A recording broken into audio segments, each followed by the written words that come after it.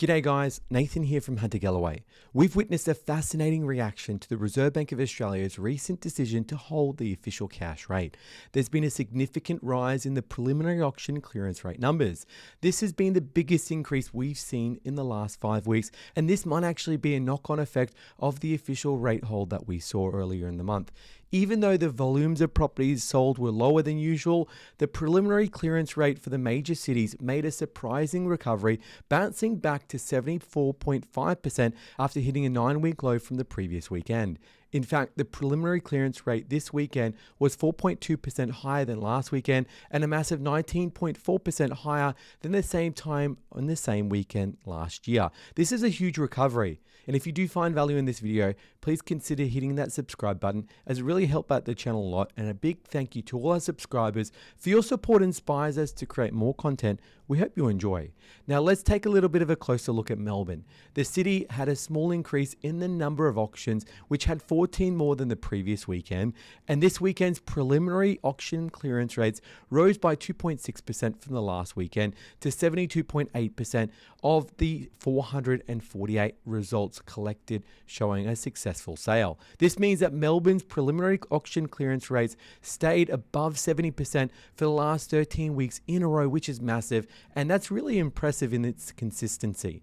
Now let's take a look at Sydney, and they didn't disappoint. Their auction clearance rates were up 4.4% from the weekend before, which is over the 70% mark and significantly higher than this time previous year of 53.1%. So we are seeing auction volumes increase, but at the same time, the amount of available stock listed for sale is well below 5-year averages. So people aren't being forced to sell their homes, and this comes off the back of recent data. We've seen recently the ABS, the Australian Bureau of Statistics, release some staggering news. The amount of people refinancing their mortgages in a year has reached an all-time high at $230 billion.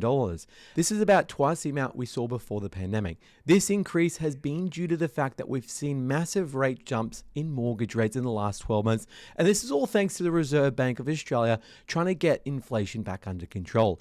And to add to the fact that many mortgages were fixed in around that 2% during the pandemic, and they've seen a steep rise in the variable rate, with rates now in about the 5.5–6%. So those fixed rates are coming up, which means a lot of them are looking to refinance. People are feeling the pinch as they struggle with the higher mortgage repayments, as they're looking for better deals. And in late 2021, APRA upped their serviceability buffer from 2.5% to 3%. This added a layer of making it a little bit harder for people to refinance their mortgage recently, because the banks actually assess your ability to borrow, even if you have the mortgage, at the actual rate. So let's say if you're getting a 6% rate plus a 3% buffer. So they're saying, can you meet the mortgage repayment if the rate was 9%? Now this buffer exists for good reason, to make the financial system strong and to ensure the bank can lend to people who can manage to meet their repayment not only today but in the future. However, this increased buffer has resulted in many borrowers being unable to meet the requirements to refinance their loans, creating the term and what's called a mortgage prisoner. In a surprise move, both Commonwealth Bank of Australia and Westpac have decided to go against APRA's 3% buffer for mortgage refinances. They opted for a more lenient 1% buffer if certain conditions are met. And it seems that they're not alone.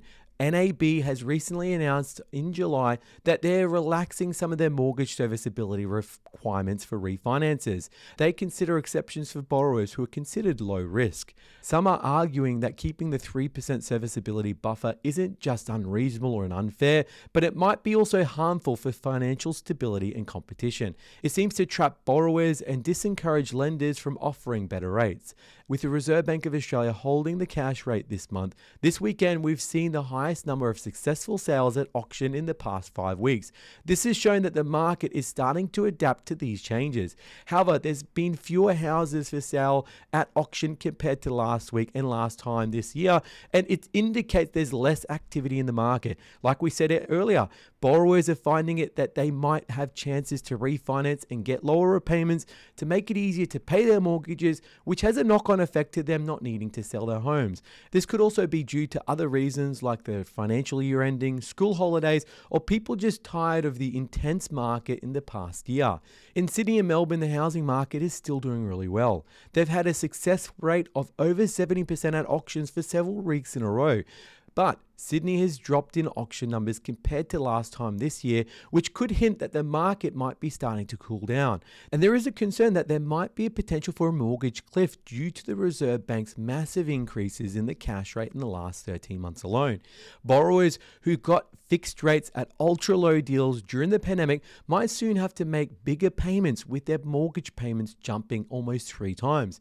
This will happen when their fixed term ends and they move to a higher variable rate. Added with potential further increases by the RBA could put further financial strain on households and could reduce how people spend money. This could lead to a downwards turn in the Australian economy. However, the downturn isn't expected to be anywhere near as harsh as the downturn saw in the early 90s. If you're thinking of buying a house, it's crucial to make sure that you're comfortable with your mortgage repayments both now and the future. Remember, the banks are assessing you if the mortgage rates hit 9%. So do your calculations. Work out the repayments both now when rates are around 6%, 7%, 8%, and 9%. Get to know what that feels like, and if there would be financial stress in your situation. If they did go up, you know exactly what you're going to be up for. And this is where having a little bit of buffer or having a bit of a nest egg there to protect you in times where there's a bit of uncertainty might help you. Remember that interest rates might still go up a little bit more now, so keep that in mind when budgeting. Also, keep an eye on the market conditions and any changes from the Reserve Bank and the government around housing policies and even the cash rate. Did you know here at Hunter Galloway, we're a mortgage broker and deal with people Australia-wide. So if you need assistance with finance, reach out, we can help, and we work with people Australia-wide. So give us a call on 1300 088 065 or visit our website huntergalloway.com.au. Guys, thanks for watching, and we'll see you next time.